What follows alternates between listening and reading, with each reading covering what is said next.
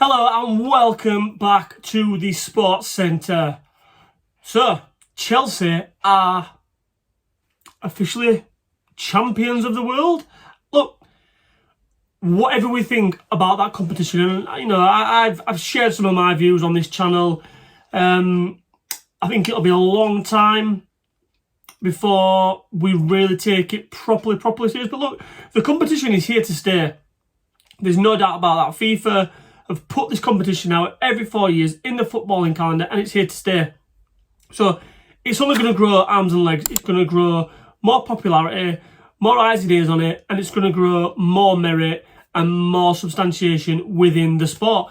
So as it stands, look, we have to call it for what it is. Chelsea now are officially champions of the world, and fair play to them, because look, they got an easy, let's be fair, and I hope Chelsea fans will even agree to this.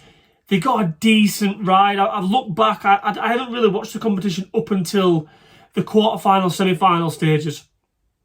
I have no idea about the group stages, but I've heard some whisperings online about how Chelsea's route was relatively easy, so I've gone back, I've had a little look, and I dare say on paper, it did look easy, or easier than PSG, who had to play the likes of Real Madrid.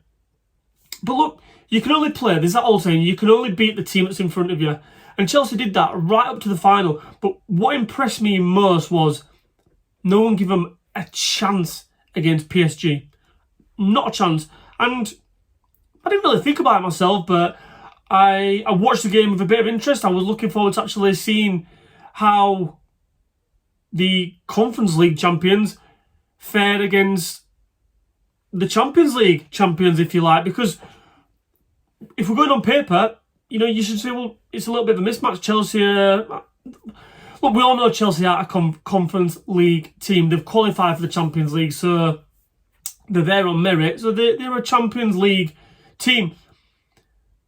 But I want to say they took PSG apart, but they didn't, did they? And the stats back that up. That and hear me out, Chelsea fans, before you kind of go jumping in the comments and slandering me here, because I was impressed with Chelsea, but as I say, I'm going to get to that.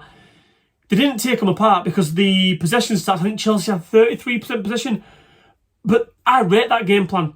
So Maresca, he knew he probably couldn't compete with PSG in terms of possession. So what did he do?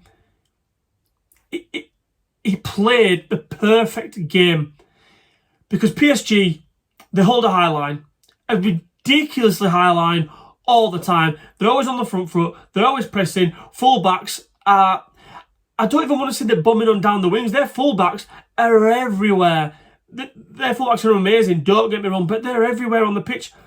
And Chelsea had a brilliant game plan, especially first half. And look, that's where their 3 goals came from. Soaking up a bit of pressure, got possession of the ball, pinging it in the channels in wide areas. PSG still had their 2 centre-halves high, but in terms of the spaces down the flanks, there was acres of spaces for Chelsea to get up that pitch. And look, and that's what they did. And I think it was their first 2 goals came from that right-hand side.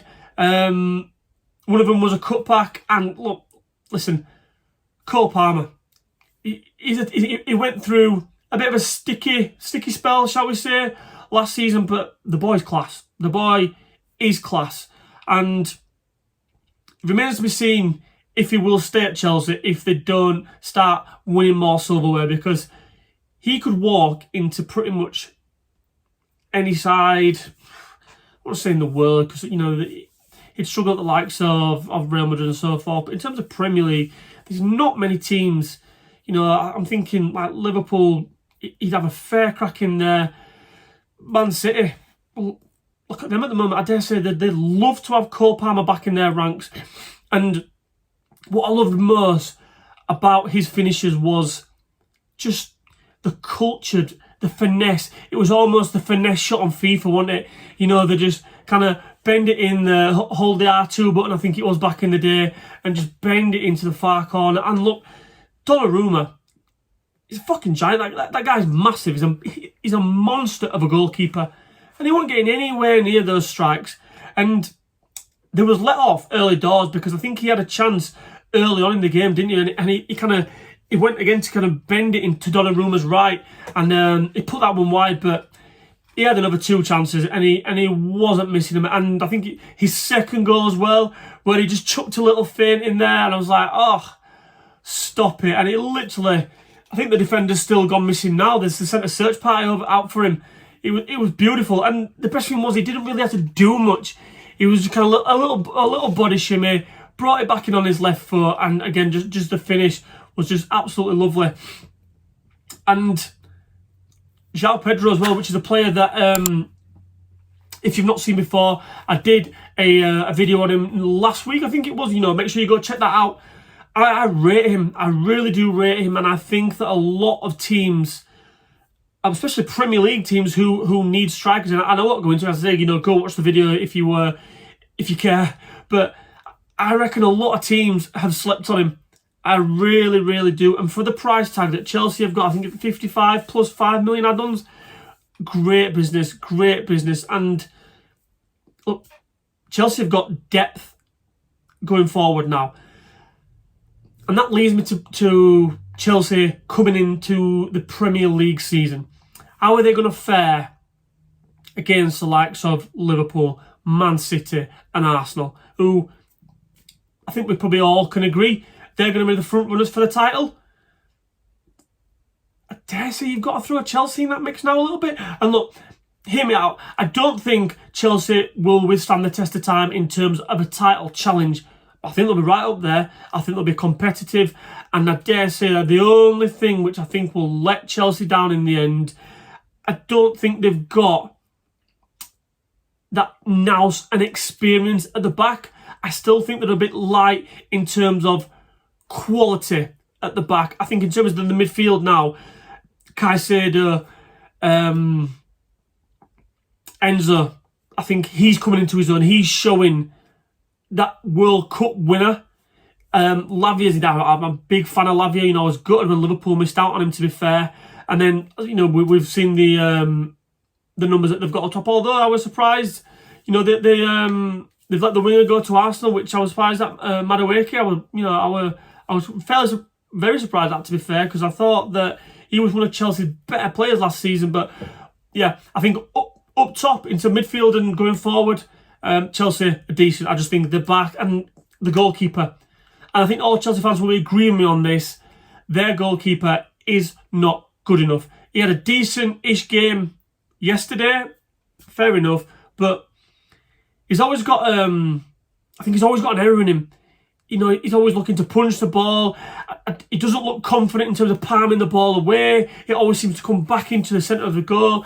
And I think this is where Chelsea will slip up and potentially won't be able to maintain a title challenge. And look, they're going to have a more competitive season because they're going to be in the Champions League as well. And they was able to pretty much play 2 sides last season, one in Europe for the early stages, and then one in the Premier League. They're not going to be able to do that this season. So it's going to be an interesting season for Chelsea. Chelsea fans, let me know, do you think you are in contention for a title challenge? I don't think you're going to win it, but look, Chelsea fans, let me know out there. Do you think you potentially could win it? Do you think you're going to be competing up there for the title? Let us know in the comments below and give us a thumbs up if you like the video. I'll catch you in a bit.